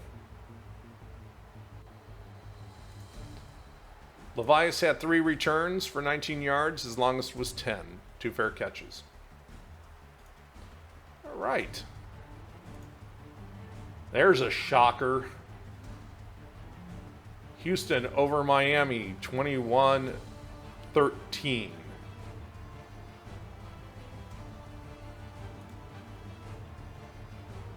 New Orleans flying into Metropolitan Stadium, which now is the site of old Met Stadium is now the Mall of America. You can still see that they have a little memorial in the mall with a bronze home plate where home plate was for Metropolitan Stadium. The Twins and the Vikings played there. They had those just incredibly cold, snowy games in Met Stadium. That was the Vikings of old that kind of like the Packers is when you went in there in November, December, and January, we're going to expect that you're not going to be facing the Purple People Eaters in Fran Tarkington, but you're going to also be facing bitter cold and high winds. Let's see how New Orleans does. 8:39 left in the first. Quazzo back to pass for the Vikings. And Scarpati picks him off. Returns it back to the New Orleans 37. Well, they don't go anywhere, but Tom Dempsey is going to try a long field goal. Let's see if he gets it with 5:40 left in the first. Wide left. And he missed it wide left. A minute 18 in the first quarter. Billy Kilmer back to pass. It's Danny Abramowitz in the end zone. Touchdown, New Orleans. 10-18 in the second quarter. Fred Cox punches the ball through. Gets Minnesota on the board. New Orleans 7, Minnesota 3. 7:01 in the second quarter. Cox is lining another one up. And he goes wide left on that. 5:58 in the second quarter. Gary Quazzo. He's back. And throws it right in the hands of the Saints defender, Dallas Howell. He's got it all the way back to the Minnesota 18, but it looks like they couldn't go anywhere. Dempsey again. That one looks like it got through. New Orleans 10, Minnesota 3. 2 minutes left, second quarter. Quazzo back to pass, and he's picked off again, this time by Doug Wyatt. New Orleans secondary is making it tough on Quazzo, but they can't get a touchdown. Oh, Dempsey shanks that. That was ugly. Second left in the half. Minnesota drives down, and Fred Cox gets a 17-yard field goal. 10-6, New Orleans. 14:05 in the third. Quazzo hands off to Clint Jones. He turns the corner, gets hit, and coughs the ball up at the New Orleans 25. But New Orleans can't get anything going. Dempsey again. And it is good. 22-yard attempt by Dempsey. New Orleans 13. Minnesota 6. Quazzo with 8:01 in the third. He's driving. Hits Bob Grimm. Grimm makes it into the end zone. 17-yard pass. Quazzo to Grimm. We've got a tie game. Until at 4:34 in the fourth quarter, Clint Jones goes around the left side for a 2-yard touchdown run. 2:02 left in the game. New Orleans gets a first down. What's Billy Kilmer going to dial up here with a minute 13 left? And he hits Danny Abramowitz. And he's off to the races and gets him down to the 14.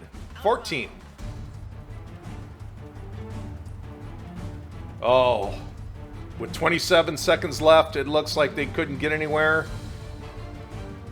And Minnesota kneels on it. Minnesota squeaks out a victory, 20-13 at home. Boy, the Saints played a tough game, and even after picking off Quazzo a few times, they still couldn't get that touchdown, especially after that long pass from Kilmer to Abramowitz there late in the fourth quarter. It's a shame they couldn't get it. Bob Grimm is your MVP, 6 catches, 119 yards. I have to say, too, missed field goals. That was an ugly, ugly chip shot shank by Tom Dempsey. That was just think about, that was literally between that and the other one that went wide left, 6 points left on the table that New Orleans could have used.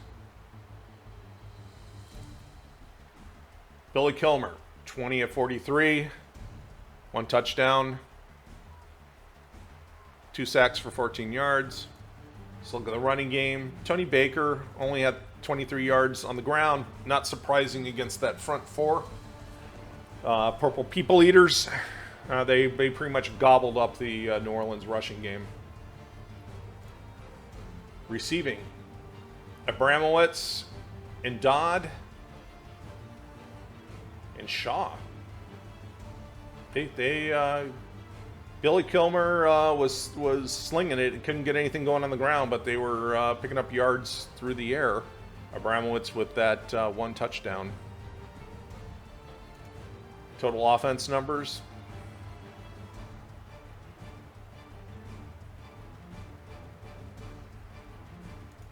Defense. Absher with 9 tackles. Look at Dave Rowe. 6 tackles, 3 for loss. You have the 3 interceptions. Scarpetti, Wyatt, and Howell. Tillman picked up the Clint Jones fumble. Yeah, there you go. That's 6 points that they could have had. Not a good day. I'd say the GOAT, and I don't mean greatest of all time, but the GOAT certainly would be Mr. Dempsey with his inability to hit those field goals. Fagan had a busy day, punting the ball. Kick returners. Not much going on there. 19 yards only by Ken Burrow. On the punt return side, a yard by Al Dodd. Not much going on a fair catch. All right, let's go over and look at Minnesota. Kerry Quazzo, 18 of 33 for 300 yards. 1 touchdown, 3 picks. Basically the team picked him up because he wasn't doing them any favors by heaving balls at the New Orleans defensive backs. Rushing, Dave Osborne had 53 yards on 20 attempts. So Bud Grant trying to grind things out on the ground. Got some yardage. They got a TD from Clint Jones, who also lost that fumble. But it just shows that front four of New Orleans made it a rough day there for the Vikings running game. Looking at receiving yards, Gene Washington, 96 with 7 catches. Bob Grimm, 119 with 6. 1 touchdown for Bob Grimm. Gene Washington had a 50-yard reception. Total offensive numbers for the Minnesota Vikings.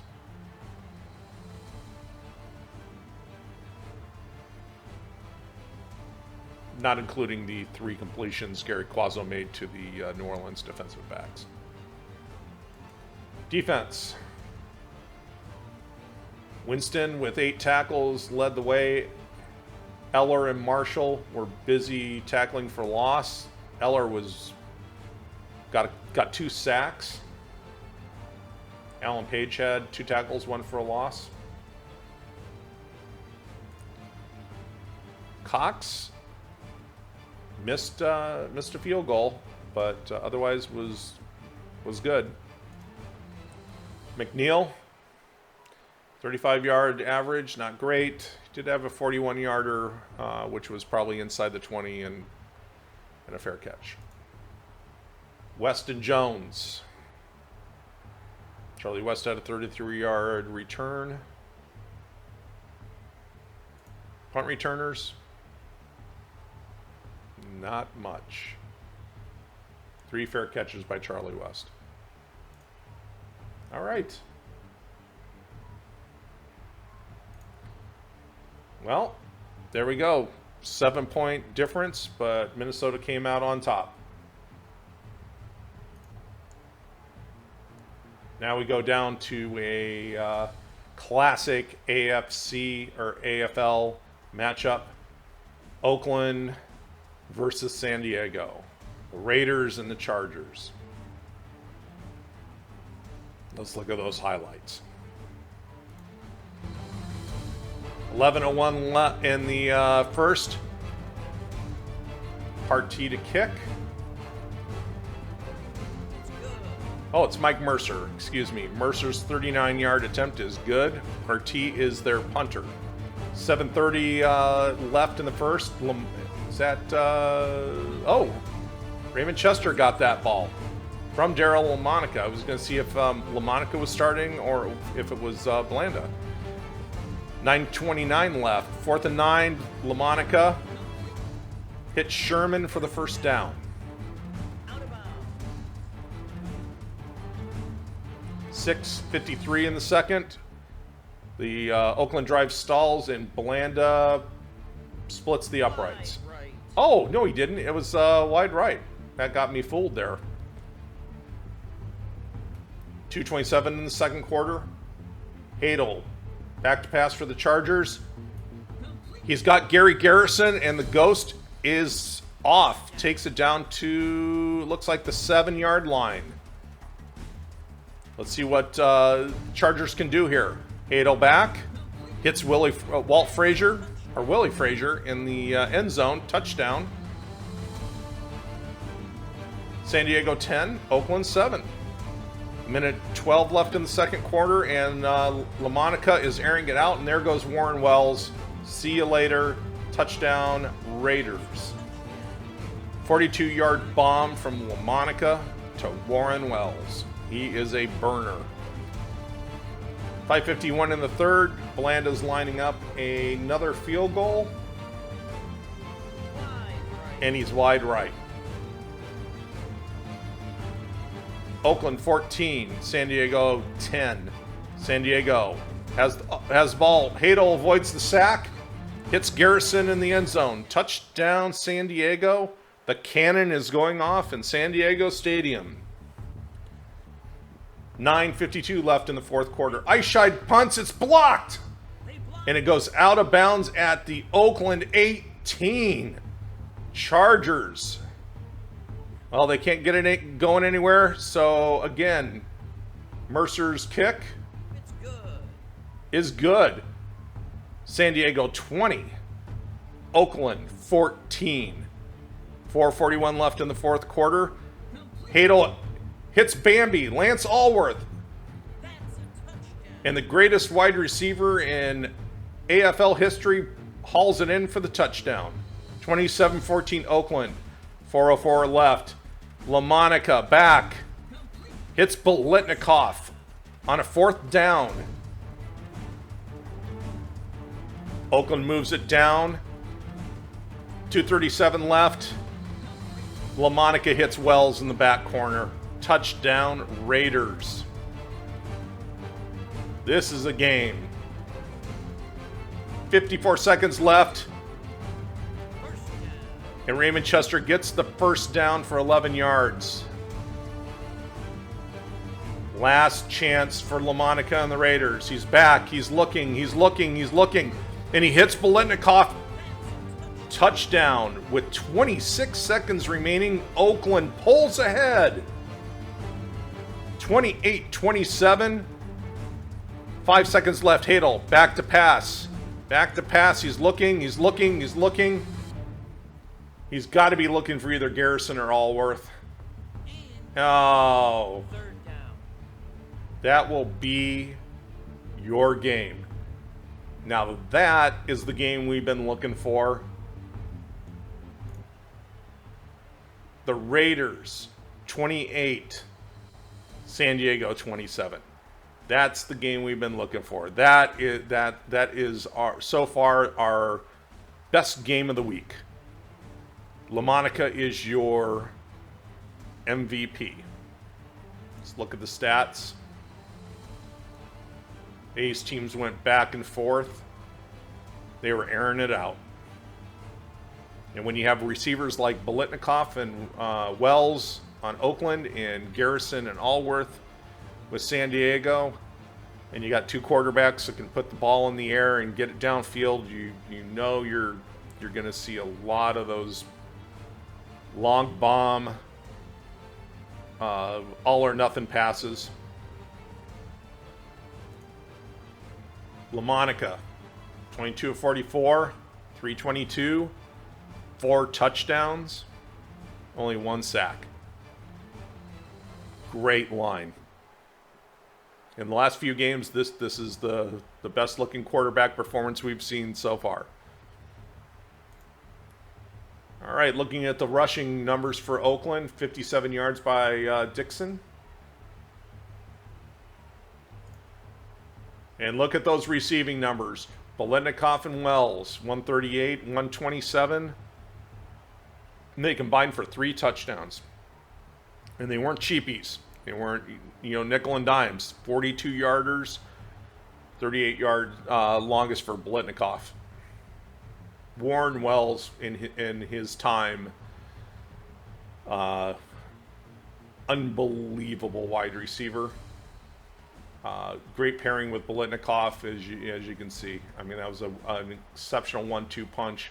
And then you had Raymond Chester at tight end, who is young, and he's going to be a real stud at that tight end position.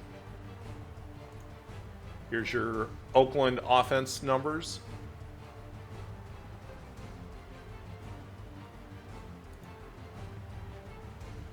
Defense. Gassado again, 7 tackles, leading things. Tony Klein had a sack. Carlton Oates had a sack. Ben Davidson got 1 tackle for a loss. Who knows how many after the whistle hits Ben Davidson got? They weren't tracking those at the time. Blandon missed his field goal attempts, but was good on his extra points. I shied. Not a busy day. 44 yards was his longest. He had that one blocked. I was really... That was, I think, the first blocked punt we've seen this season. Atkinson and Wyatt for kick return duties. 69 yards for Atkinson with the longest of 30. Punt return. Rod Sherman didn't get anything. Neither did Alvin White. All right, let's look at San Diego. Hadel, 20 out of 34, 268 yards, 3 touchdowns, no interceptions. Sacked twice for 15 yards. That is a great quarterback line. And you expect you're going to have a great quarterback line when you've got receivers to throw to like San Diego has. Queen, 49 yards, leading rusher for the Chargers. Lance Allworth, having an Allworth-esque game, 124 yards on 9 catches and a touchdown. Gary Garrison, the Ghost, 5 catches, 77 yards and a touchdown. Willie Frazier, 1 catch for a touchdown.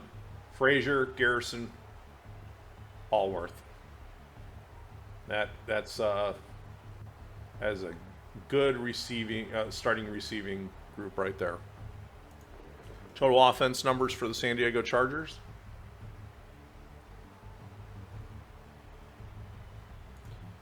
Defense. Stags, Tolbert and Hill with 6 tackles. Pete Barnes had 5 tackles, 2 of them for a loss, 1 of them was a sack. Bob Briggs stepped up, 5 tackles, 3 for loss. Mercer, he was automatic today. Partee, 5 punts, longest one was 41. 2 of them inside the 20. Speedy Duncan and Chris Fletcher. Duncan had a 29-yarder. Fletcher and Smith. Longest was 7 yards for Fletcher. All right. Well, that was a heck of a game. That's going to be a dogfight out there in that AFC West. Now we're down to our last 2 games. Browns and Niners in San Francisco. Let's see what's going on out there. 11:07 left. First quarter. Gossett It's good. punches it through for 18 yards. San Francisco up 3-0. Concroft. That one might be wide. Wide right. Yeah, and it's wide right. Concroft misses the 22-yard attempt for the Browns. 4:55 in the first quarter. Brody driving him down, hands off to Ken Willard, and he is in the end zone. 7-yard run up the middle. 49ers 10, Cleveland nothing. 4:50 left. San Francisco kicks off. That's, I think, Homer Jones, who ran back a kick in week 1. Can he run back a kick in week 2 as well? I think he had 101 was his return last week. And he did. 99 yards this time. Homer Jones just getting the job done, returning kickoffs. Ken Willard again up the middle for the Niners. And a touchdown. 22-yard rumble in for a touchdown at 15 minutes in the second quarter. Phipps starting at quarterback. Hands off to Bo Scott. 1-yard gain for a touchdown. 14 points for Cleveland. 17 for San Francisco. Willard again. Boy, and Willard's putting the speed on. Willard. 36-yard counter left. 24-14 San Francisco. Phipps, the young quarterback under center, hits Leroy Kelly in the end zone. Touchdown Browns. They make the extra point. Brody has the ball with 2 minutes left in the second quarter. And he's intercepted by Sumner, and he's running that back. Can he go? This is a pick 6, folks. Pick 6. Browns. Walt Sumner, pick 6. Cleveland 28, San Francisco 24. With 8 seconds left in the second quarter, Gossett's kick is good. Boy, they are putting the numbers up in the first quarter. Now we're into the third quarter, 8:27 left, 4th and 9. Phipps back to pass. And he just misses Gary Collins. Turns it over on downs. 7:33, Brody under center. He's back to pass. And Brody hits Kellerman, overthrows his receiver and hits Kellerman right in the numbers. 3:07 left in the third. Phipps throws a short pass to Chip Glass for 3 yards to get the first down. They don't get it into the end zone, so Concroft will be kicking it through. Wide left. And he missed it. 12-yard field goal attempt missed. 9:50 left in the fourth. Gossett again. And it's good. San Francisco now takes the lead 30-28. Phipps with 4:09 left, driving the Browns downfield. Back to pass. He's got Fair Hooker in the end zone. 23-yard catch for Fair Hooker. Touchdown, Browns. With 4 seconds left, Phipps is just going to sit on it. And we have another heck of a game on the West Coast. Cleveland 34, San Francisco 30. Big win on the road. I was going to make a comment. Mike Phipps, the young quarterback, starting in place of Bill Nelson, who had a really, really bad week 1. So it looks like Blanton Collier has decided to change things up and bring in Mike Phipps. And he gets up at getting the MVP. And helping to put a 34 spot on those Niners. Let's look at our game stats.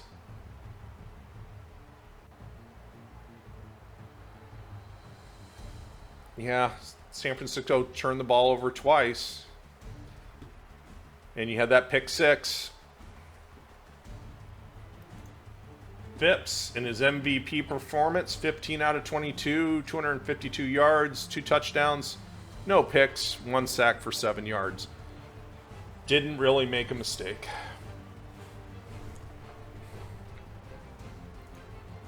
Looking at the rushing numbers for Cleveland, Bo Scott and Leroy Kelly, the 1-2 punch. Today was Bo Scott's day, 74 yards on 16 rushes and a touchdown. Receiving.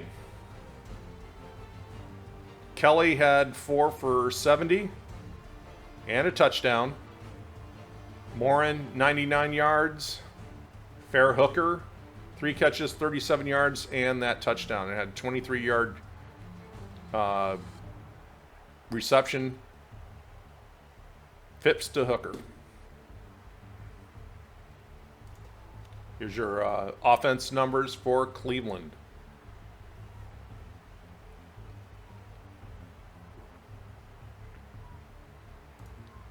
Defensively for Cleveland, Dale Lindsey, 8 tackles, 1 for loss. Had interceptions by Kellerman and Sumner. No sacks. Jerry Schreck only had 2 tackles, but 1 for loss. Don Cockcroft missed both field goals, missed an extra point. Got to do better than that. Just imagine if he would have hit those 2 field goals and that extra point, what the score would be. Punting numbers were great, but he only had 1 punt for 47 yards, which went inside the 20. Homer Jones, he of the 101-yard kick return for a touchdown in week 1. He got a 99-yarder today. Morrison and Schoen, not much there. All right, let's look at the Niners. Brody, 20 of 30 out of 32, 285 yards, no TDs and 2 interceptions, no sacks. You know, you look at those numbers, and you're just kind of like, you know, if you would have a few TDs, this rating would look better. Yeah, but those 2 interceptions, one of them just came back to bite him. Rushing the ball. Well, we know Ken Willard had a good day because he was in the highlights. 3 touchdowns on the ground. 36-yarder was the longest.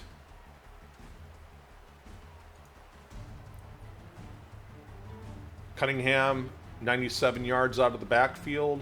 Gene Washington, the young receiver for the 49ers, 78 yards. Here's your offense numbers for the Niners.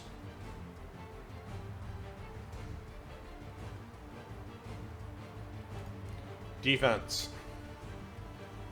Lakes, 7 tackles, 2 for loss. Nunley, good game. 6 tackles, 2 of them for loss and sack.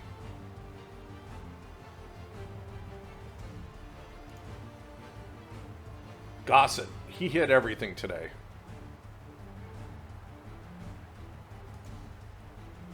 And Steve Spurrier, 1 punt for 34 yards, and he dropped it inside the 20.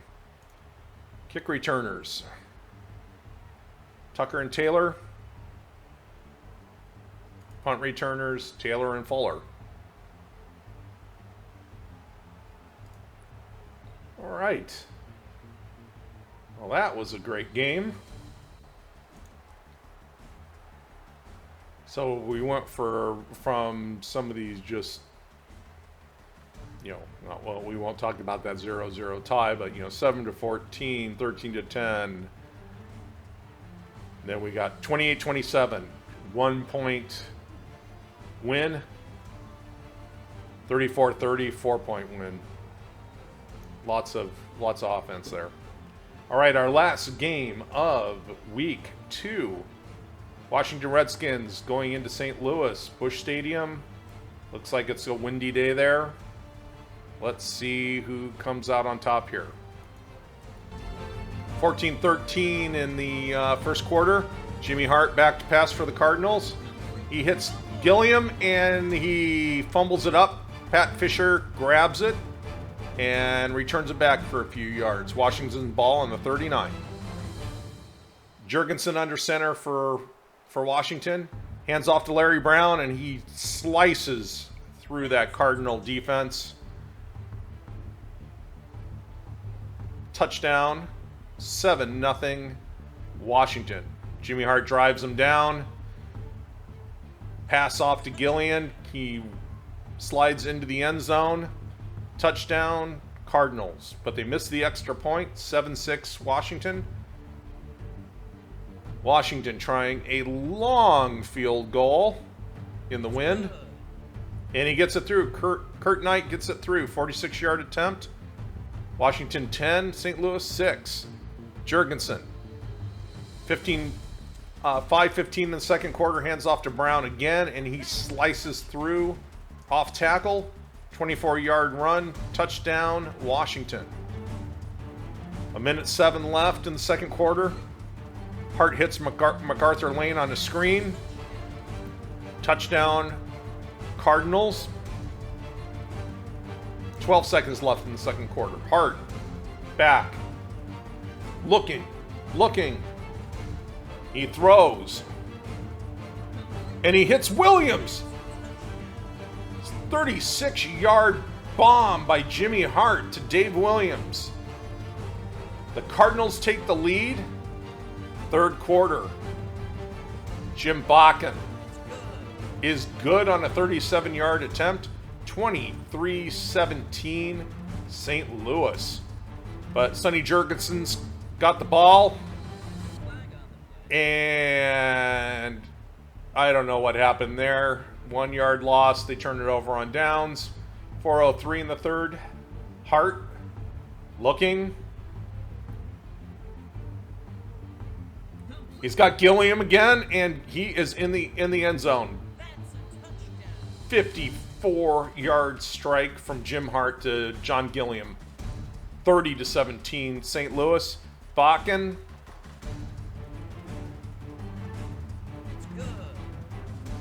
20-yard attempt in through. 33-17.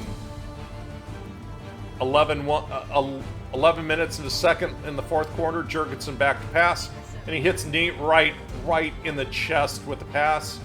Right in with a pick six. And it is all going wrong for the Redskins. 9:12 in the fourth. Jurgensen intercepted by Jamie Rivers. Hart driving down with 3:32 left in the game. He hands off to MacArthur Lane. MacArthur Lane slices through a tired Redskins defense for a touchdown. Extra point is good. Sonny Jurgensen last gasp. And 4th down. it's mercifully over. What a blowout. St. Louis puts 47 points on the Washington Redskins. St. Louis 47, Washington 17. Your MVP, it could have been MacArthur Lane, it could have been Jim Gillian, but it's Jimmy Hart.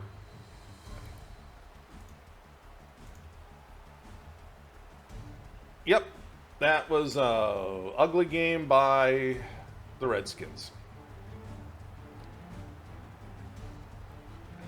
122 passing yards to 323. Total offense, St. Louis almost put 500 yards of total offense on them. Not a good day for Sonny Jurgensen, 12 out of 33, 122 yards, no TDs, 2 picks. One of the lowest quarterback ratings I think I've seen this season. Got sacked 3 times for 17 yards. I still don't know what happened on that 4th down where he was, I don't know what Sonny Jurgensen was trying to do with the ball, but he ended up getting decked for a 1-yard loss, and just not a good decision. Sonny Jurgensen's not known as a runner, so why he was trying to get around the end on a 4th and 1 is questionable. Larry Brown, great back that he is, was the lone bright spot for our Washington Redskins. 95 yards on 12 carries, 24-yard touchdown run, and 2 touchdowns. He was just slicing through that St. Louis defense. Not a lot in the air here, it looks like. Well, given Jurgensen's numbers, it's expected. Jerry Smith is your leader in catches. Charlie Taylor in yards, 43 yards. Total offense, or somewhat lack thereof.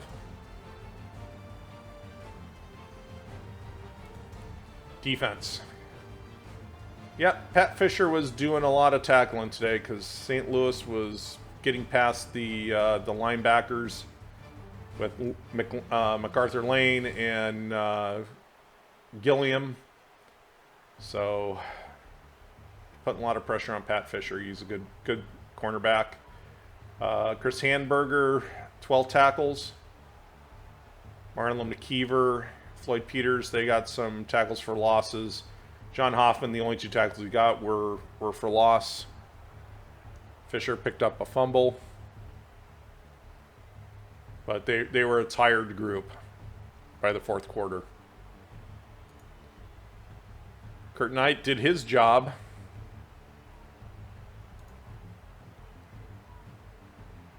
Bragg's numbers. And here's your kick returners.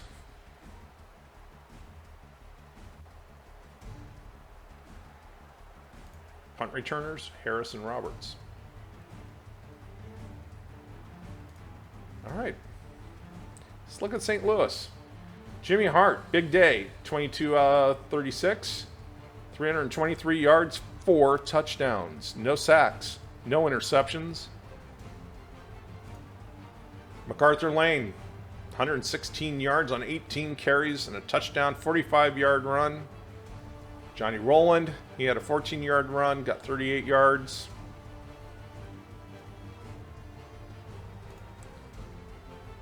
John Gilliam, 143 on 11 catches, 2 touchdowns. Dave Williams, he got the other touchdown, and MacArthur Lane also picked up a touchdown, a 5-yard pass from Jimmy Hart.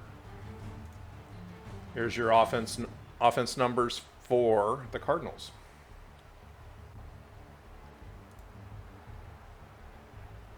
Defense. Well, these guys weren't on the field a whole lot.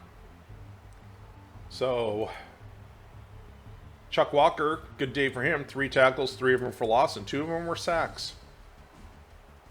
Ralph Kruger got a sack. And of course, Wright got that pick 6. Jamie Rivers got the other interception. Bakken, he missed 1 extra point. Otherwise, he was good. LaTourette, not a bad day. Only not much work for him when your team is putting up 40-plus points. Laurette, not much in the return. He had 1 return for 18 yards. 3 returns for 10 yards. Longest was 7.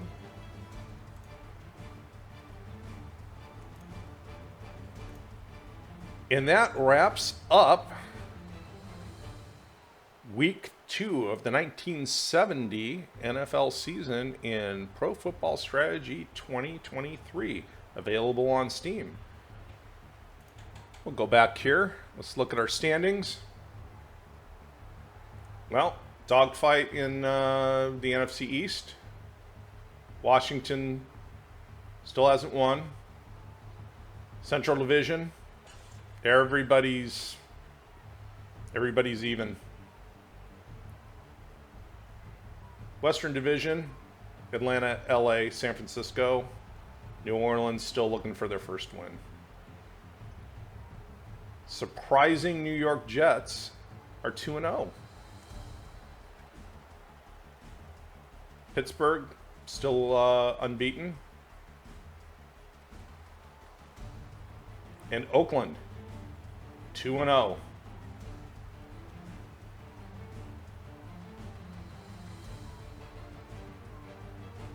So I think there's going to be some decisions in Dallas on who's going to be the starting quarterback.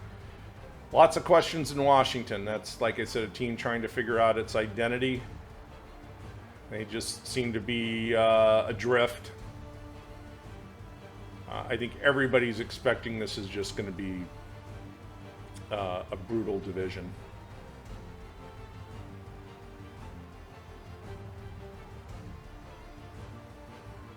Surprised with New York being 2-0.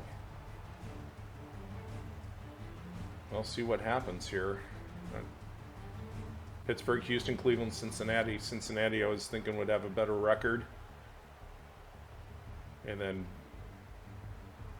the West Division of the AFC. I mean, on any given day, these teams could put 30, 40 points on somebody if things are going their way. All right. Well, that'll wrap things up. Thanks for watching. We'll get week 3 up sometime in the near future. Again, please like if you enjoyed this, and please subscribe. I'm going to try to be regular in getting these weekly highlights up for 1970 all the way through to the Super Bowl, which would be Super Bowl 5 in 1971 to cap off the 1970 season. I plan on doing other games as well, doing hockey, baseball, when the next baseball season rolls around, but hockey season's right around the corner. So I'll probably be doing some franchise hockey manager, and we'll be posting that as well. So thanks again. Hope you're well, and see you in week 3.